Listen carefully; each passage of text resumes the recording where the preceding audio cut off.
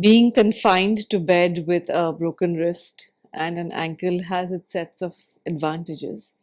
I'm currently reading 4 books simultaneously, but the one that I'm going to be reviewing is this one, Biased: Uncovering the Hidden Prejudice That Shapes What We See, Think, and Do. Now, this book looks at implicit bias. What is implicit bias? It's when you are biased and you don't know it.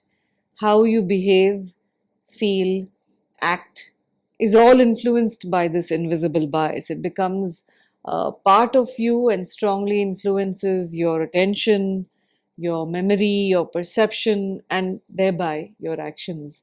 You sort of become hostage to your own mental representations of the world. And these biases affect your relationships, be it with your lovers, your children, your neighbors, strangers, larger climates that are, cultural, political, and economic. Us's and them's are products of biases. Biases can cause you to err, to wrongly judge, to become apathetic or lose compassion. All of our religious, spiritual, and cultural beliefs are biased. And I must quote this Buddhist text. Oh, how they cling and wrangle, some who claim, for preacher and monk the honoured name. For quarreling, each to his view they cling. Such folk see only one side of a thing. I digress, but implicit bias, per this book, is a combination of our brain architecture and adaptation to the inequalities in our society. And the author, Dr. Jennifer Eberhardt, is a professor of psychology at Stanford. She was given the coveted MacArthur Genius Grant in 2014.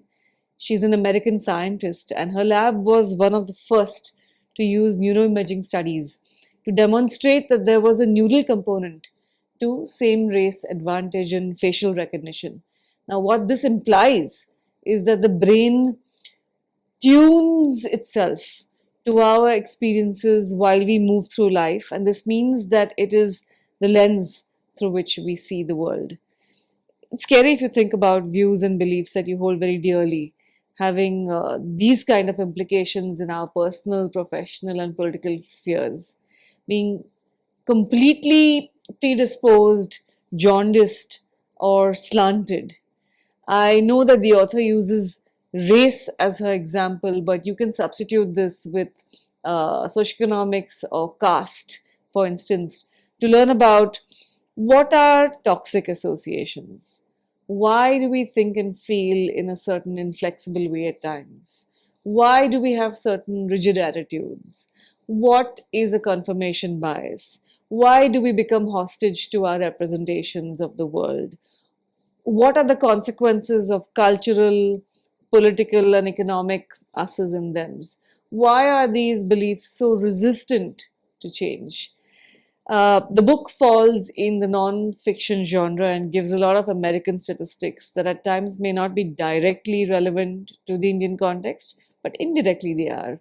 And implicit bias, as we all know, pervades borders. One can apply its learnings across the board.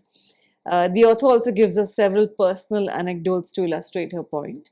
This is certainly a book that I would recommend to practicing professionals, although it can be a tiny bit repetitive at times. Enjoy. It's Islamic philosopher Hakim Sanai, who influenced Rumi, and he wrote this very famous walled garden of truth. In it, he said, "Remain unmoved by hope and fear. To non-existence, mosque and church are one. To a shadow, heaven and hell likewise. For someone whose guide is love, belief and disbelief are equally a veil, concealing the doorway of the friend. His very being is a veil which hides God's essence.